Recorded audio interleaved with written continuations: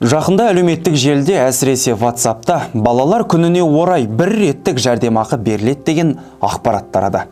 Бұл бірінші рет емес. Бұған дейін де осыған ұқсас, яғни тек мерекенің аты ауысқан біраз фейк әшкереленді. Кейбір аудиоларда тіпті Каспий банкте арнайы шот аштыру керек деген екен. Ендеше видеодан үзінді көріп алсақ. Саламатсыздар ма ата-аналар? Осы жыл балалар жылы болғандықтан бір реттік жәрдемақы беріліп жатыр. Құр қалып қоймаңыздар. Тағы да осы мазмұндағы аудиода 192 мың теңге берілетіні айтылды. Біз осыны рас өтірігін тексеріп көрдік. Бірдеңе мыңнан тұрып 3 баласы барлар 166 мың ба, сондай ақша түсіріп жатыр дейді. Биыл балалар жылына ше. Сендерді ашып қойсаңдар, не емес. Еңбек және халықты әлеуметтік қорғау министрлігінің мәліметінше, желіде тараған ақпарат шындыққа сәйкес келмейді. Себебі қазіргі таңда министрлік қандай да бір жәрдемақы төлеуді қарастырып жатқан жоқ.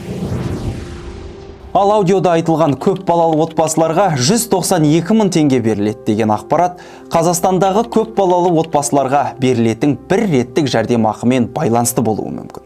Қазіргі уақытта елімізде бірінші, екінші және үшінші бала туғанда берілетін жәрдемақы мөлшері 116.394 теңге болса, төртінші баладан кейін 192.969 теңге тағайындалған. Мұндай фейк бірінші рет таралып отырған жоқ. Әр мереке сайын осыған ұқсас не басы, не аяғы жоқ жалған ақпарат жиі жарияланады. Сондықтан мереке қарсаңында ұтып алу, бір реттік төлем, немесе сауалнама сияқты тіркестері бар мәтін көрсеңіз, міндетті түрде тексеріңіз.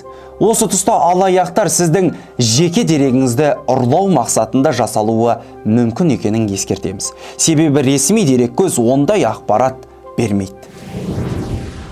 Біздің YouTube каналымызға тіркеліңіздер.